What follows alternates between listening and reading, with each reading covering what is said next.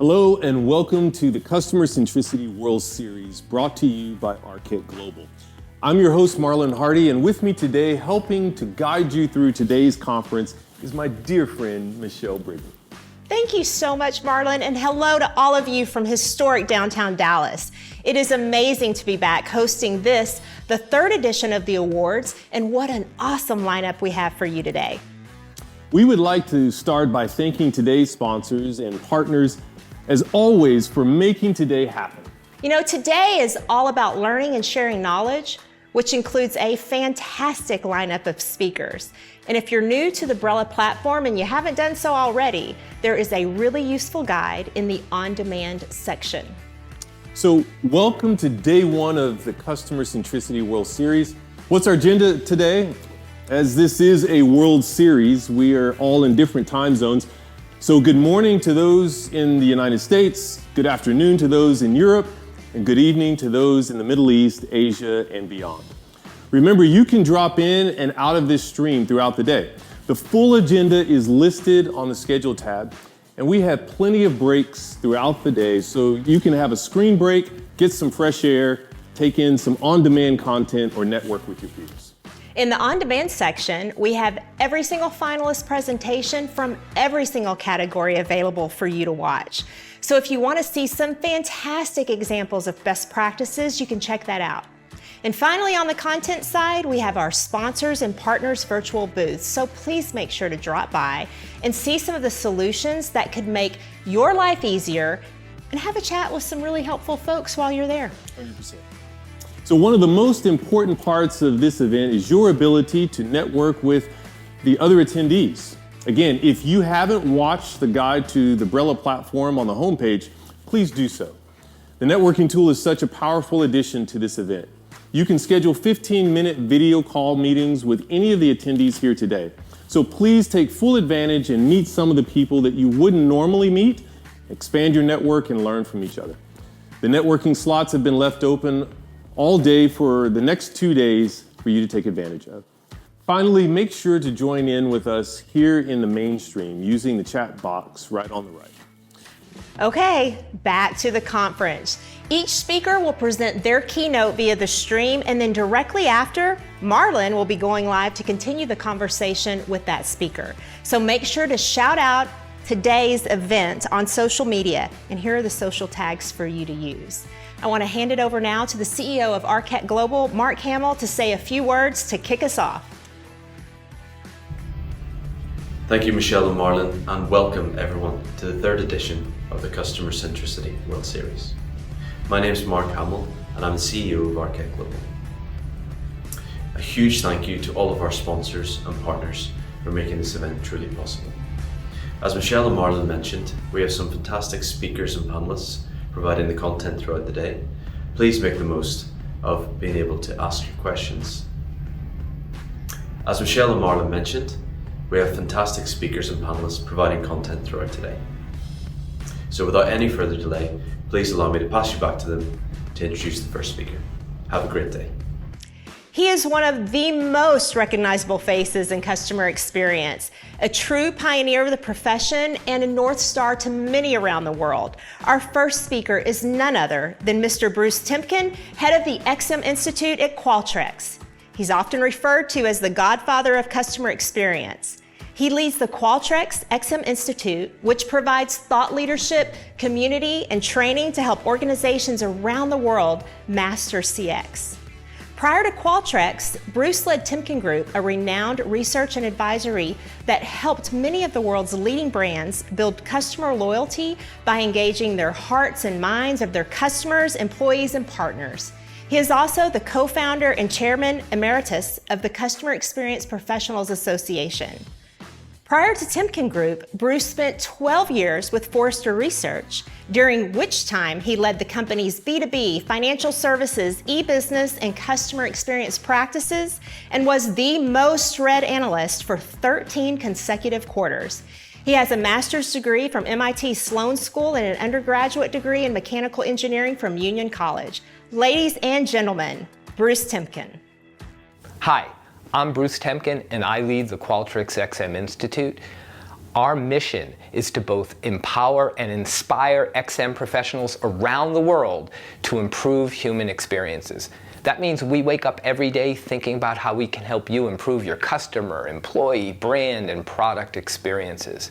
And my team really cares about you. Now, I'm particularly excited to be here at the Customer Centricity World Series Awards. What a great event. And I get to talk to you about a topic that I really care about, empathy. Now, we probably all know that empathy is important. I don't think there's anyone in the audience going, well, I don't care about empathy. We all think that empathy is important. But I think this moment in time is particularly important for all of us to focus more on it. As a matter of fact, it's so important that XM Institute has labeled 2023 the year of empathy. So I'm going to talk about empathy by addressing 3 questions. The first is, what is empathy? The second is, why is empathy particularly important in this moment? And then the third question I'll look at is, what can you do to make a difference? So let's get going with the first question. What is empathy? Now, Webster's dictionary has a pretty good definition, which is the ability to imagine oneself in another's place and understand the other's feelings, desires, ideas, and actions. So it's our ability to sense someone else. And it turns out that there are 3 types of empathy. The first is cognitive empathy. Let's say I was to tell you that 5 million babies die every year from malnutrition. You'd probably be going, oh, that's bad, right? That's cognitive empathy. You can think about what other people are feeling and the pains associated with it. Now let's talk about emotional empathy. Let's say I was walking along and I banged my head on the wall. When I bang my head, you probably are touching your hand to your head because you actually can almost feel exactly what I'm feeling. That's emotional empathy.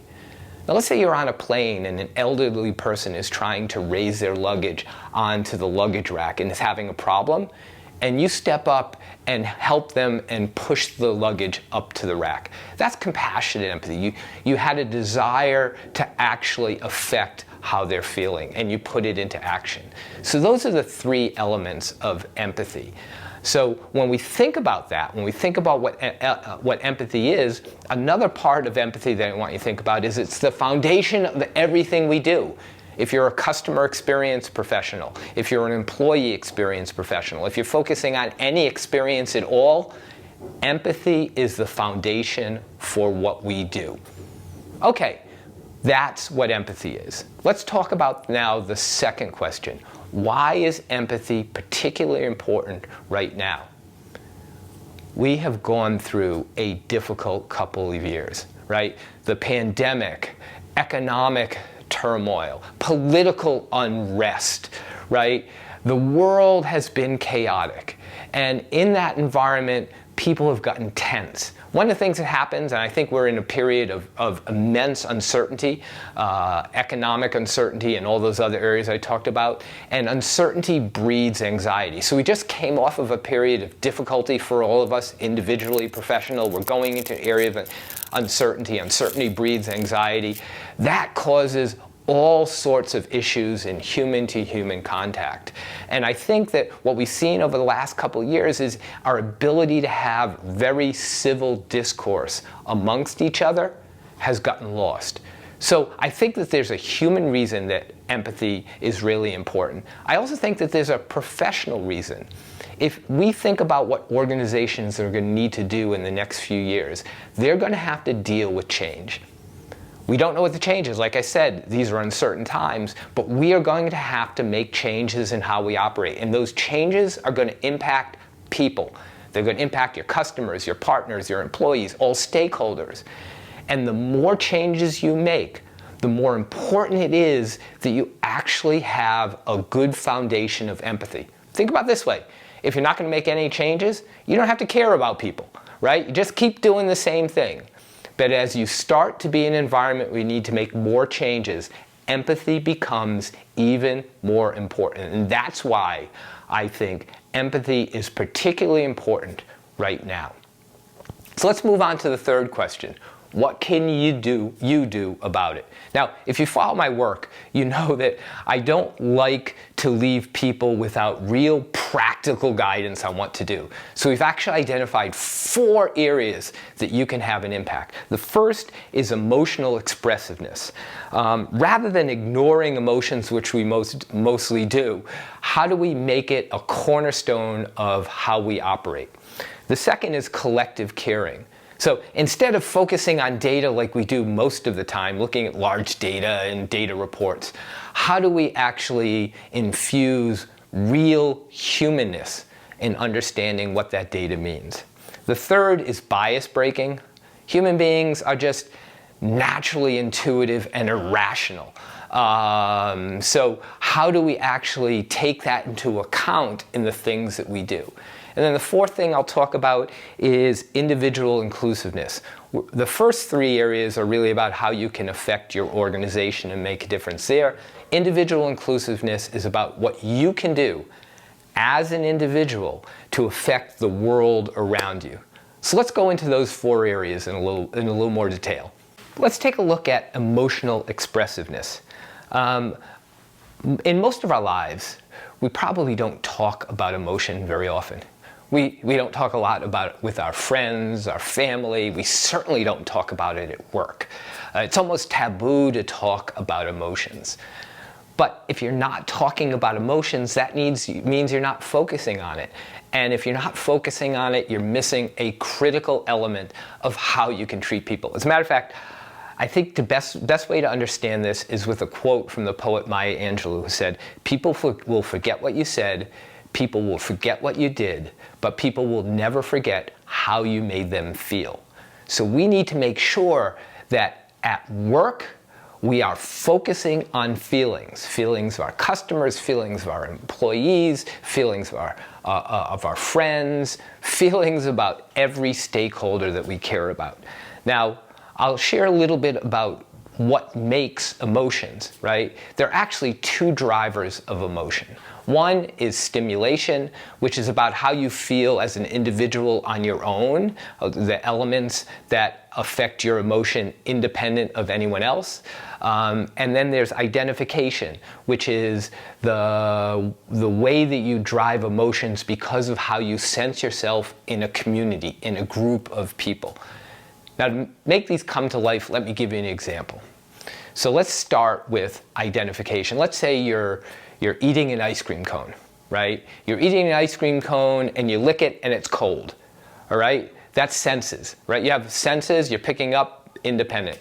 Now, let's say that you really, really like it. It's good and you're happy. That is feelings. So those 2 things drive it, senses and feelings. Now let's look at the identification. Let's say, unfortunately, your ice cream cone drops to the floor. Oh my goodness, you feel bad. But you end up picking it up. Why do you pick it up? Because those are your values. Your sense of what your responsibility is in a group is to pick it up and clean it up. And let's say you feel embarrassed.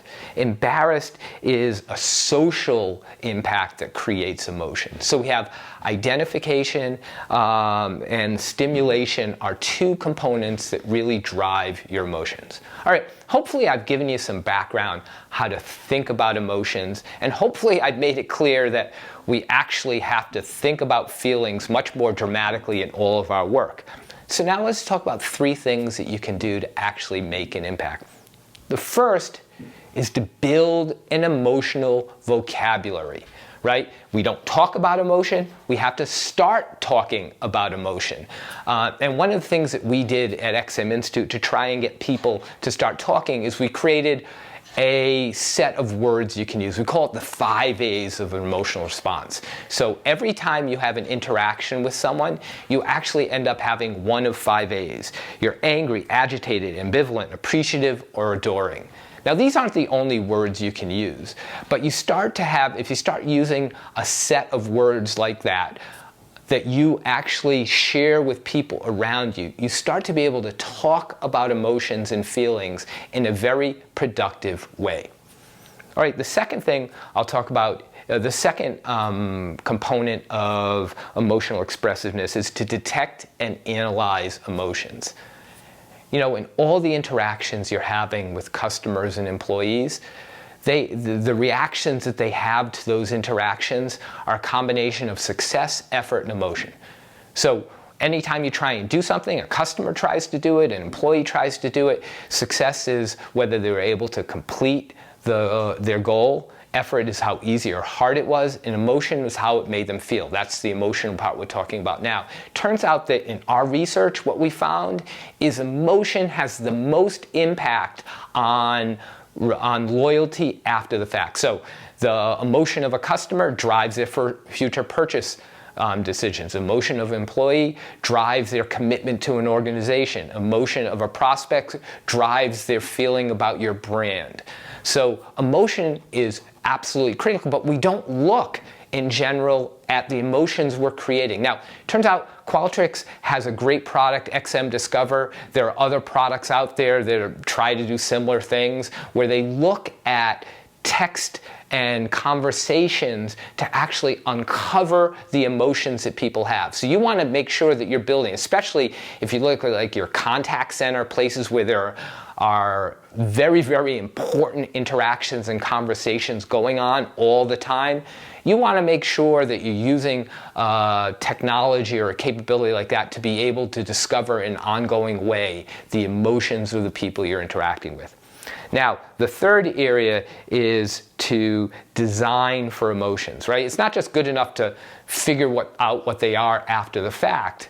We want to make sure that we are actually, every time we're making a design decision, which is a decision about a product, an experience, a service, that we are thinking about who those people are and what particular emotion we want to be driving. As a matter of fact, Neighborhood Health Plan of Rhode Island, which is a health insurance plan in the States, they do a great job of translating their brand promises. So their brand promise is health is our mission. And they actually translate that brand promise into desired sentiments that they want their members to have, like feeling safe and cared for. So they translate their brand into the actual emotions and feelings that they are going to design experiences to elicit. All right, that's the first thing, emotional expressiveness. Let's move on to the second area, which is collective caring. I know most of the people who are watching this probably do some ongoing listening to their customers, their employees, and other people. So there's lots of data going around.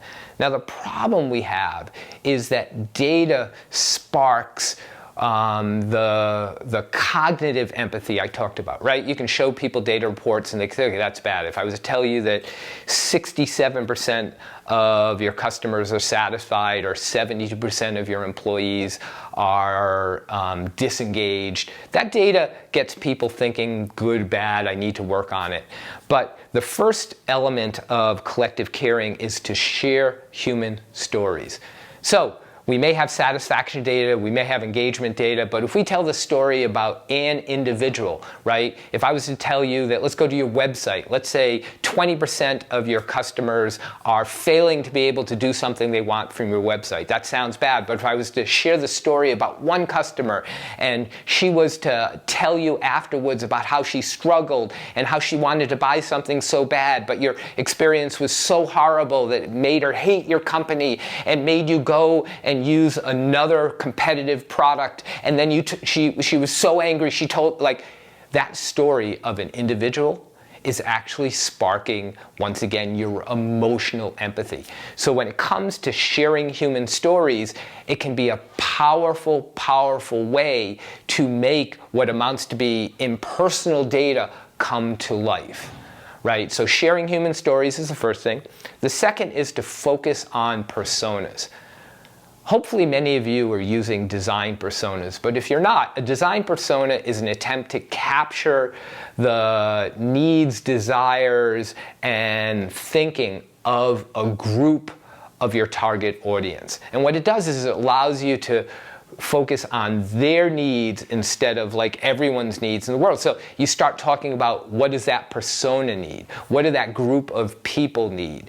And by being able to instead of thinking about new products and new services, treating a whole bunch of people, you start to look at a narrower set of people's needs. One of the things I always say is that an experience that's created for everyone satisfies no one. Okay, so that's the second thing, focus on personas. The third is to empower acts of kindness. Right? Across your organization, you should get people thinking about how can they step up and help other people. Right? If you're thinking about your customer-facing organization, Ritz-Carlton allows all of their employees to spend up to $2,000 to make an experience great for a customer. So what does that do? That gets people in the organization thinking about it. Where and how can I help someone? And what that does is not only does it have a great transaction at the end if they're helping someone, it sparks all of their empathy because people are thinking about what they can do to have these acts of kindness, which makes them think more and more about the people, which actually keeps them more empathetic more of the time. All right. That's the second thing you could do. The third area of focus is bias breaking. I don't know about you, but I am self-centered. Well, it turns out, yes, you are self-centered too. You're self-centered. Look around you. The person to your left is self-centered. The person to your right is self-centered. We are all self-centered. Okay, now that you're angry at me for calling you self-centered, let's step back from that anger a little bit and think about it. It's not a bad thing, it's just a reality. We look at the world through our own eyes.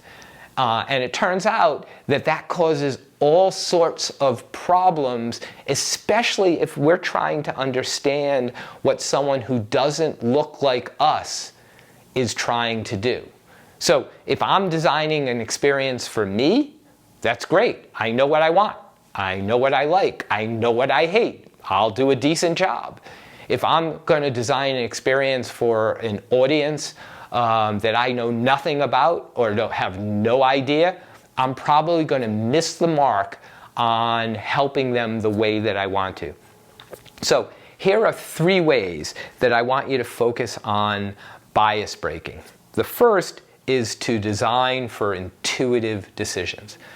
Another thing about human beings is that our brain operates and make decisions in 2 ways. We are both rational and intuitive. The rational self is the slow process of steady deliberation and decision making.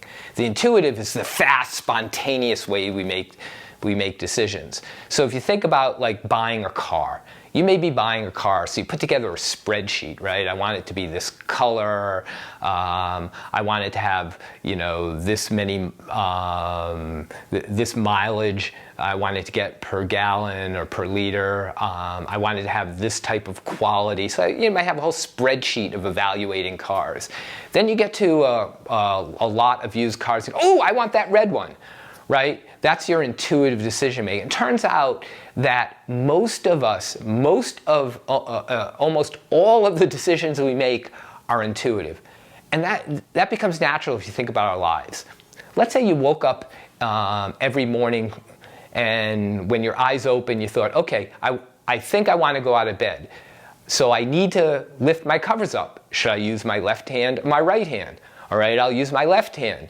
Then you started to think, well, should I use my right leg or my left leg to step out of bed? Let me do an analysis. My right leg is closer, my left leg. If you did that, if you actually applied your rational thinking to all the decisions you need to make in the morning, you never get out of bed, right? So almost all of our decisions are intuitive, but when you go into an organization, we act as if people are rational. We think they're going to make smart decisions. So we design things for them to take their time, go through a process. I remember early on, I was helping some insurance companies, and they were trying to help potential buyers make decisions about the policies they were going to cover. So they had all of these guides and downloadable PDFs as if people were going to make a rational decision, like people were going to spend the time. And when they do that, they actually triggered that behavior. And when they triggered that behavior, people ended up slowing down the process. So he said, okay, we want to help people make smart decisions using their intuitive selves. So we can look at things like, instead of having them read all about insurance, just let them know that this is the type of policy that people like them typically buy, right? What does that do? That triggers an intuitive decision making. Okay, that's good enough, right? Other people are doing it. I'll move on. So we really have to make sure that we are designing for intuitive decisions. Now, when you start looking at how people behave intuitively, it gives you some other ways you can think about. A rideshare service. I won't talk about which one, but one of the major rideshare services was trying to get their drivers to drive more on Tuesdays. Right? They had a low volume of drivers, and there was more demand on that day than they had supply of drivers. So they tried a couple things. One is they made the case for the drivers about how much money they could make if they drove on Tuesday. There was more money to be made. And then they did another test where they told the drivers how much they were losing by not driving on Tuesday. Now it turns out, and no surprise if you knew the intuitive decision making of people, that the argument about how much they were losing on Tuesday was much more productive at getting drivers to change. Because it turns out we have a loss aversion risk, right? We have our feelings about losing and risking are much more powerful than our views of gaining. So this is called a loss aversion bias, right? And we have plenty of other biases we need to focus on. All right, that's designed for intuitive decisions. The second is to recognize our internal biases. I talked about that earlier. We're biased. We all look through things through our own eyes, right? So what we need to do is recognize that. That means that anytime you're making a decision, think about the person you're going to be impacting or the people you're going to be impacting. If they don't look anything like you, and I'm going to tell you, in a corporate setting, a majority of the decisions that you make are for people who don't look anything like you. So we first have to, in order to recognize internal bias, we have to say, okay, we're probably not going to do a good job of making decisions for those people. So let's go out and let's understand those people. Let's get more information about those people. Let's make sure that we're asking the questions, not what I would want, not what you would want, but what would they want? How can we, after recognizing that we're biased, change our decision-making patterns so that we better understand that person, those people that we're going to make decisions for?